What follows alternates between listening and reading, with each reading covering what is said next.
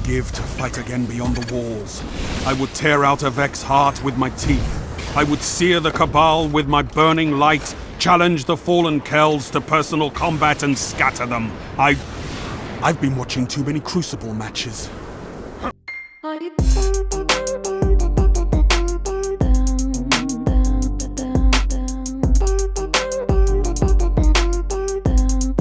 So I'm like playing the game this morning. Things are going pretty good. Before I know it, I'm at a 10 kill streak and then a 15. And then next thing you know, I'm like, oh my God, I might actually get this. And with a first curse of all weapons. Now I was using the LDR. You're gonna see me kind of get a tad bit campy, but come on guys, supers are going crazy. People grabbing heavy, shit like that. So you gotta somewhat be a little conservative, and that's always been my biggest problem. I've never been a conservative player.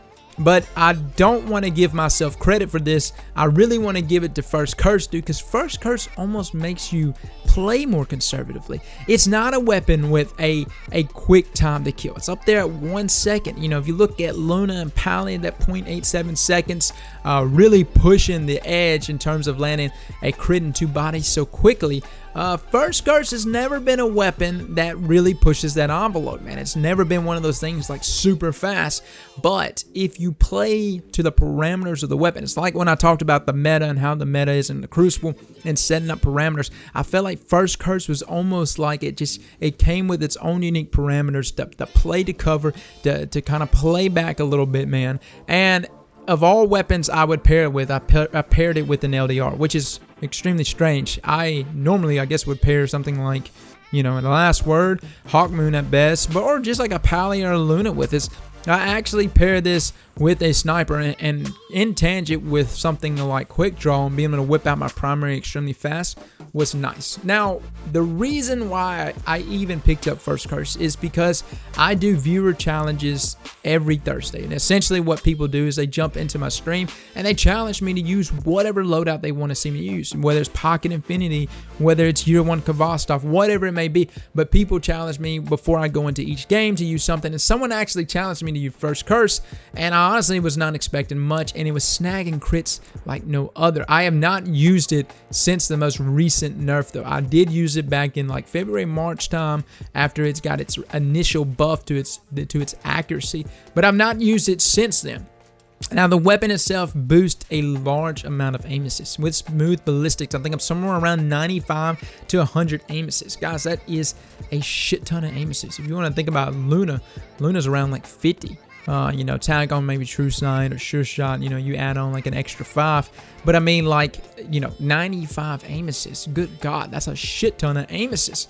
And so when setting up these parameters, I kind of had to tell myself, okay, look, play back a little bit, play to the enemy, get out of situations, because if they're rushing you, especially if they're rushing you with like a Luna or something like that, don't get into a crit to crit 1v1. And what I mean by crit to crit 1v1, essentially you go around a corner and you both land a crit on each other. If he's rocking a Luna, there's a good chance he's gonna win simply because him spamming 2 body shots is so much easier than you spamming.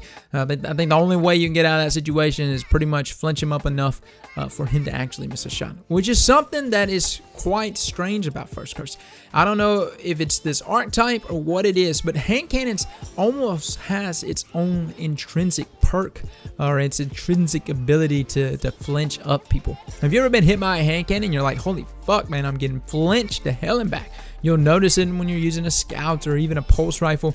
Very much so, though, with this archetype of hand cannons. I don't know if there is actually a difference in your reticle bouncing by getting hit from this archetype, but it does have the potential to really flinch the piss out of your enemies, which is something that was really coming in key for me, man. I would hit them with a crit, and it's almost like it took them a second to recover. And by the time they actually recover from that, I mean, you hit an initial 95 crit, man. That's a shit ton of damage. Cleanup work is no problem. I think First Curse is a fantastic weapon if you adhere to what it's trying to get you to do. If you adhere to that, it's not the more aggressive hand cannon that you would have with the Luna or Last Word or a Pally or even a Hawkmoon. It definitely aids those that wants to play almost as if you're rocking a scout rifle, But the problem is you can't use it in scout rifle range. The weapon itself has too severe of damage fall off, and so situations like that doesn't necessarily aid it.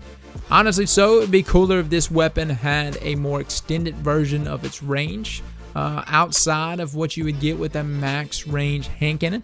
I would like to see that from this archetype in general, but definitely something from First Curse, given the fact that you have to put in so much work to actually obtain this weapon. Well, guys, that's my thoughts on First Curse. If you like this video, please hit that like button. It definitely helps me out. I will be streaming this evening, guys. We're going to be doing some raids with viewers. I'm trying to make an aim at doing more PvE related stuff since my channel is so heavily revolved around PvP. I would like to start doing more PvE stuff, especially with D2 coming up here soon. Guys, as always, thank you so much for coming and watching this video, and I'll catch y'all later. Slap that like button like your mama told you right.